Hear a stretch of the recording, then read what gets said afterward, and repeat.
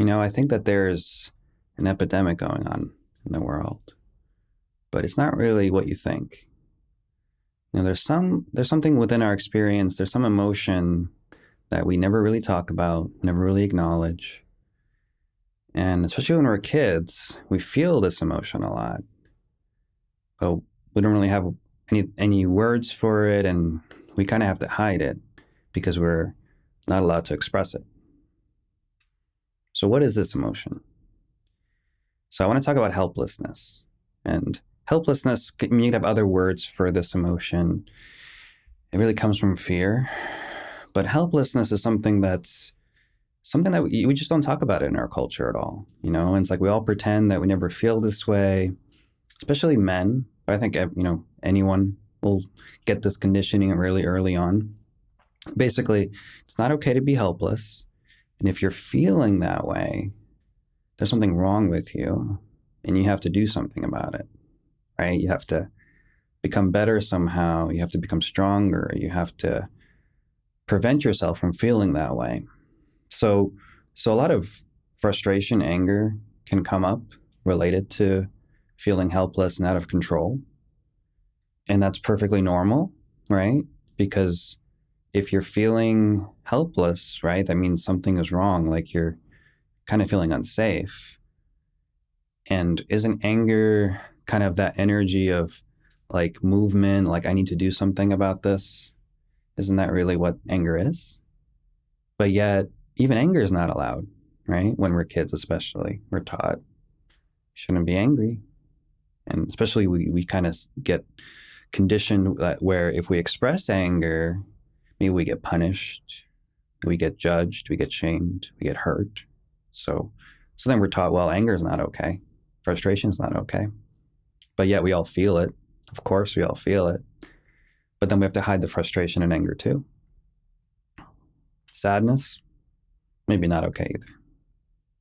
Right? Even though it's a natural emotion, especially if we feel kind of helpless. But then even sadness isn't okay either. So basically, you're not allowed to be afraid and helpless. Not allowed to be angry. Not allowed to be sad. What do you have left, really? What else can you do? What are you going to do, right? And then so much anxiety really comes from this, is that we all kind of feel helpless sometimes, right? If we're really stressed, if things aren't going your way, maybe in relationships, if there's a breakup, just something foundational is being shooken up within your life. Maybe you're losing your job, you have to move. Well, you're going to feel a little bit of helplessness, some fear. And then if that's not allowed to be felt because we all are conditioned, then what happens?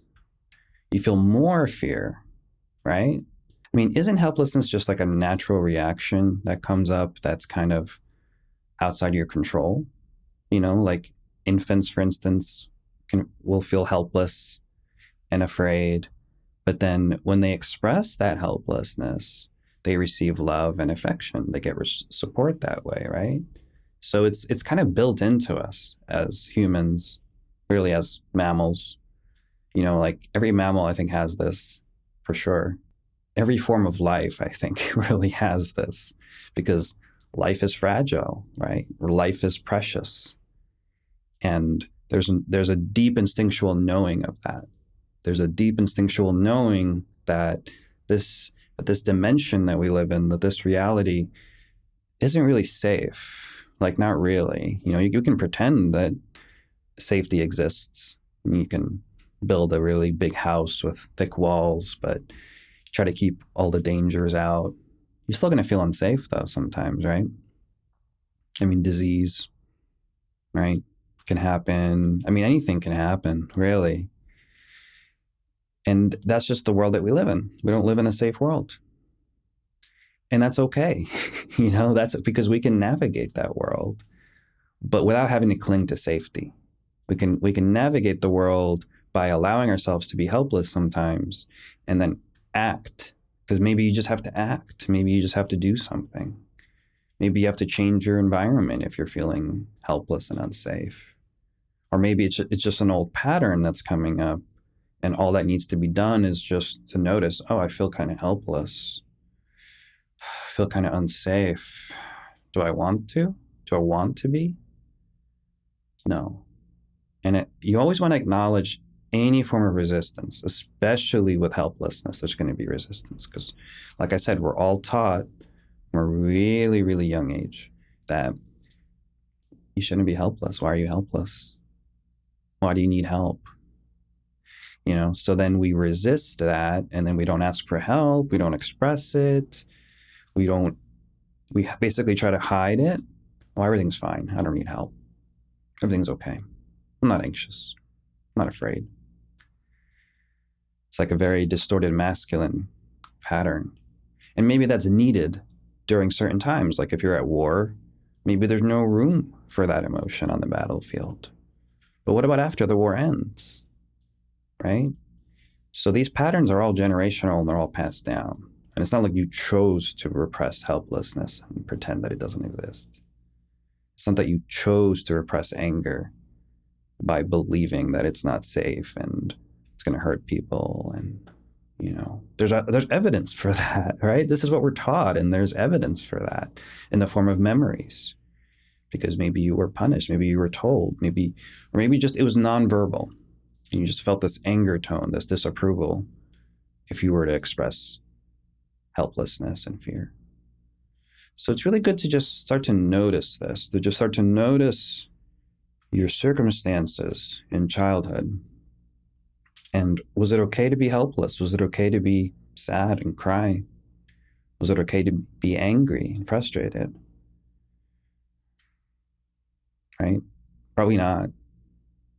Was it okay to be afraid and helpless? Probably not. I mean, it wasn't for me.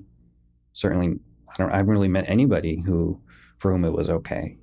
Because this is just the society we live in, right? We're all just repressing these emotions. But then what ends up happening is that we just suffer. We suffer a lot. And a lot of our anxieties come from this very basic repression. And anger too, right? Anger can go along with helplessness because anger is really the energy of, well, what do you do about it? But what if that's not allowed either? So now you have two hands tied behind your back, and then you wonder why you're so anxious all the time. Well, if I had my hands tied behind my back all the time, you actually feel more helpless that way, don't you? But if you sort of see like, oh, I have hands, and that's okay, right? I have anger. Maybe it's needed. Or fear. Or maybe it's needed right now. But it's okay to not want those emotions. So you always want to, again, come back to the resistance every time. If there's suffering, go back to the resistance. You can't just force yourself to accept the emotion. The emotions want to release. If you remember this one thing, emotions want to release. Your body knows how to release them. The only thing that's stopping that natural release is a hidden perspective, which is the resistance pattern that's trying to protect you. And if you can just notice it, like, oh, I'm just feeling so like helpless. Oh, I just hate it. Oh, there it is. I'm helpless, right? I'm helpless and I hate it. I hate it. And this is the friction. This is where we all are most of the time, is like this inner friction where it's like a part of you is trying to push away the emotion, maybe to get some relief or safe, or maybe, it could be anything, but especially like acceptance can also connect there, because maybe if you're rejected when you were young for being sensitive, for being helpless, right? That could be the utility, the benefit. But it doesn't matter really. You can trust yourself, but the important thing is just to notice that there's resistance for whatever reason, and it's there to protect you from that emotion. So we want to acknowledge it. We never want to change it. And when we make room for the resistance, it starts to soften, and now the emotion itself can be felt and allowed. Really just sensations, right? In the body. That's really all that emotions are. And using words can be helpful here, just to kind of name, because it's not just random sensations.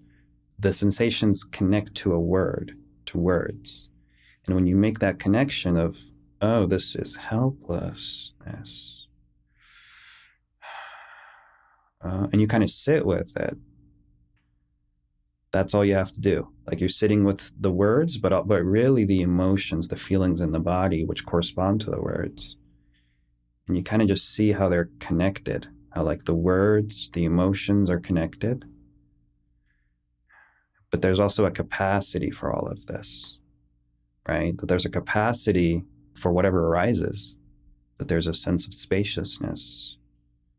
And so there's always the potential for freedom from the emotion, but you can't make that happen. You can't make space happen by avoiding something. But that's a lot of our resistance patterns, is like, I'm just going to avoid this and create some sense of space by thinking, by imagining, by seeking something else in the future. It doesn't really work, but it's trying to give you peace, maybe relief, safety. But really, the only way that we're really going to find really true relief, true freedom and space, peace, is by allowing ourselves to sit with the feelings, but also the resistance to the feelings too, which is there too, right? It's like the feeling, and I don't want this, I don't want this. Oh, I hate this, I hate this.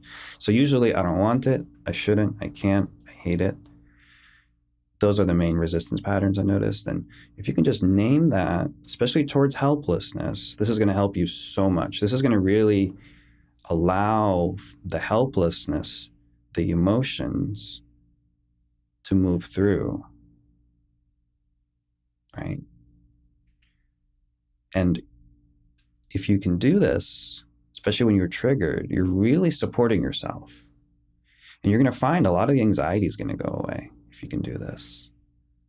A lot of the fears are going to start to go away, because they're all pretty much rooted in this, right? I mean, you could take any fear. You can start anywhere. Failure, rejection.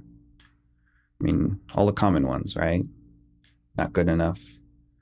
And take those fears and just keep going deeper, gently. Like, well, what's the worst that could happen if I'm rejected?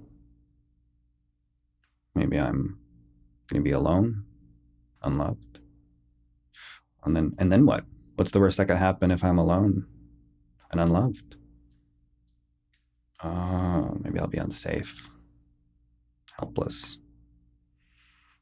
So starting to see how, like, really helplessness, this fear of just being totally out of control and helpless, that's really the root of pretty much all of our fears, all of our anxieties.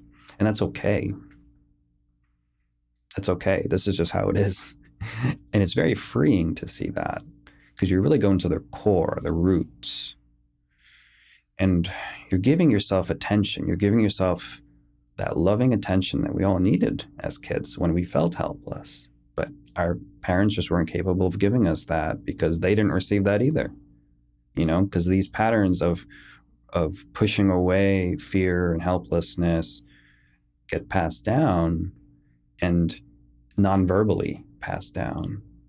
And it teaches you something very important. It teaches you, this is not okay. And I have to do something about this. I have to resist this somehow. Any way I can. Whatever works, right? Could be anything. So I just wanted to talk a bit about that helplessness, because I think it's an epidemic, honestly. It's everywhere. It doesn't matter where you grew up. It's all there. It's all there, right? The repression of helplessness and fear, and how that really drives so much of our suffering, because we just don't let ourselves just be helpless. And you'll see how it becomes more and more okay, that you can just let yourself be helpless sometimes, and just, I hate this, but yeah, I feel kind of helpless. And when you do that, you can start to see how it becomes less of a problem, and the suffering starts to diminish. So it's paradoxical, but basically allowing yourself to be helpless, truly just to let yourself be helpless and drop the struggling, there's actually less helplessness. There's actually less suffering. So it's very interesting. It's paradoxical, and the mind may not understand this. may not make any sense to you, and that's okay. Didn't make any sense to me either until I started to do it. And then experientially, you start to see, oh, wow, this actually works. Huh. Still doesn't make any sense, though, but eventually it actually does make perfect sense. It just really goes against all of our conditioning.